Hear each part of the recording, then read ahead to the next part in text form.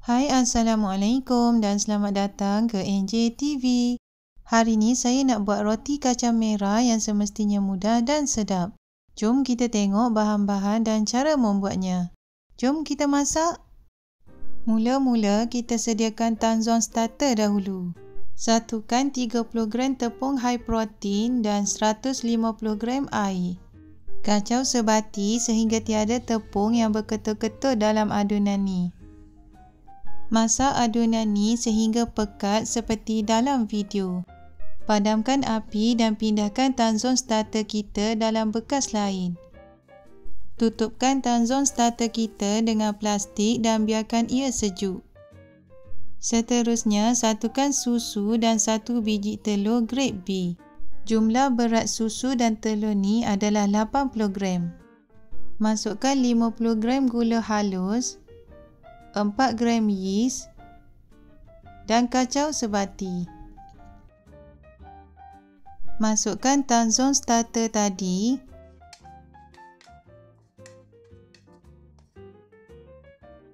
(270 gram tepung high protein), 20 gram susu tepung dan gaul sehingga adunan ni membentuk dough. Masukkan 40 gram margarin dan 3 gram garam halus. Uli adunan ni sehingga membentuk dough yang elastik selama lebih kurang 10 minit. Saya uli dough dengan menggunakan hand mixer. Jika menggunakan hand mixer, jangan uli dough terus selama 10 minit. Sesekali berhenti menguli sekejap untuk mengelakkan mixer kita cepat rosak. Dough kita dah elastik, bila kita tarik-tarik seperti dalam video, ia tak mudah koyak.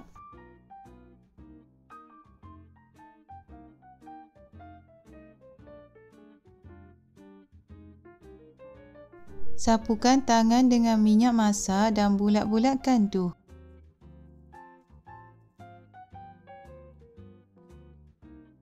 Rehatkan dough kita selama 45 minit ke 1 jam.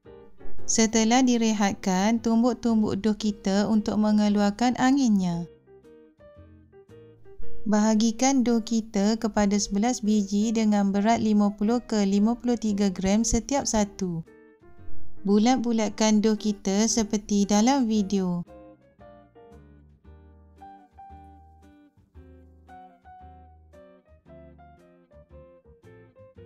Tutup dough dengan plastik dan rehatkan dough selama 10 minit. Untuk membentuk roti kacang merah, ambil dough mula-mula sekali kita bulatkan tadi. Lepirkan bahagian tepi dough dan letakkan 30 gram iti kacang merah. Tutup rapat dan bulat-bulatkan kembali dough. Sapukan atas dough dengan minyak masak dan pada rolling pin. Canai dough sehingga lepir seperti dalam video. Potong bahagian tepi dough seperti dalam video.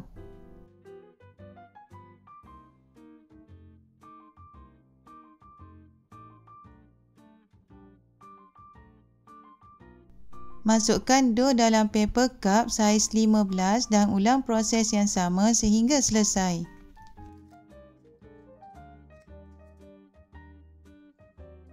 Tutup dough yang dah siap dibentuk dengan plastik dan rehatkan selama 20 ke 30 minit.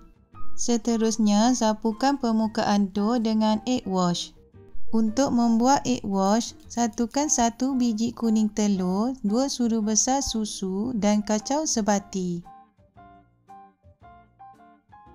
Akhir sekali, taburkan bijan hitam dan putih atas dough roti kita.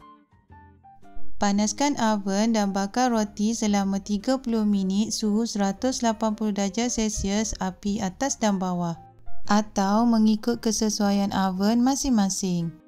Alhamdulillah, roti kacang merah kita dah siap. Dalam keadaan masih panas, terus sapukan permukaan atas roti dengan margarin. Roti kacang merah kita dah sedia untuk dihidangkan. Nampak sedap kan? Okeylah, jangan lupa mencuba dan kita jumpa lagi di video-video saya yang lain. Assalamualaikum dan bye-bye.